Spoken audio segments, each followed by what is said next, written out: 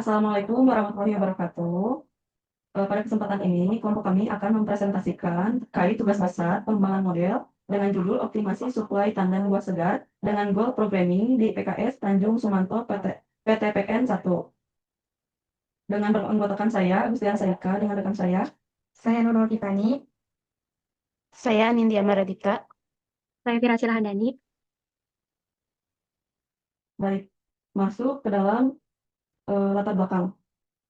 Hasil produksi CPO dan PK merupakan sumber pendapatan utama pabrik kelapa sawit yang tentunya ingin dimaksimalkan agar diperoleh keuntungan yang sebesar-besarnya. Maka dari itu, untuk memperoleh keuntungan, memperoleh produksi CPO dan PK yang optimal, dibutuhkannya pengoptimalan bahan baku TBS dari masing-masing kebun untuk memenuhi target produksi perusahaan. Namun, pada praktiknya sering terjadi ketidaksesuaian antara target produksi dengan realisasi produksinya. Hal ini disebabkan oleh keterbatasan pasokan TBS, fluktuasi elemen, serta pemanfaatan kapasitas pabrik yang belum optimal. Kemudian, ada pun identifikasi masalah. Yang pertama, mengapa realisasi produksi CPO dan PK belum mencapai target yang ditetapkan perusahaan.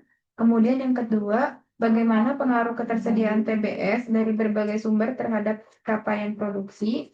Kemudian, ada pun tujuan pemecahan masalah. Yang pertama, pengembangan model optimasi suplai TBS berbasis goal programming. Yang kedua, mengoptimalkan produksi CPO dan PK sesuai target perusahaan.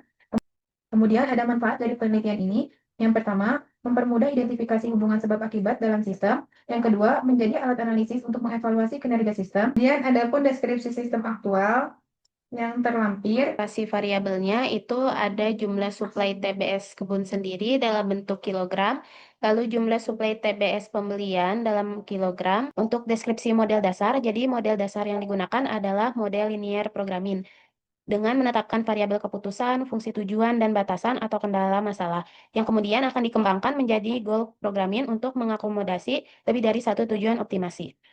Untuk asumsi modelnya itu pertama, seluruh TBS yang diterima dapat diolah sesuai kapasitas pabrik.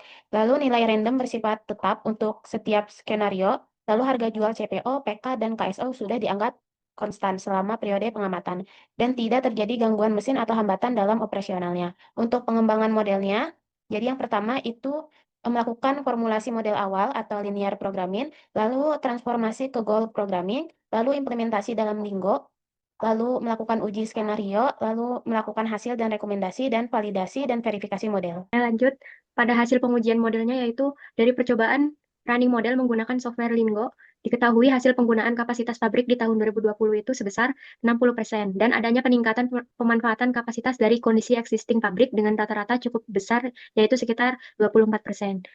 Lalu, pada analisisnya diketahui bahwa semakin kecil delta penyimpangan yang dihasilkan pada fungsi tujuan, maka nilai decision variable yang diperoleh juga semakin mendekati solusi yang optimal. Dari dua skenario ini dapat diberikan rekomendasi bagi PKS Tanjung Sumanto untuk memilih skenario 2 karena nilainya yang lebih kecil daripada nilai hasil dari skenario 1.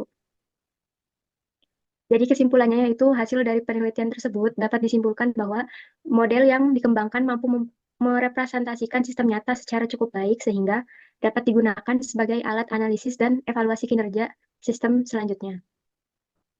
Baik, mungkin sekian dari kelompok kami. Terima kasih. Wassalamualaikum warahmatullahi wabarakatuh.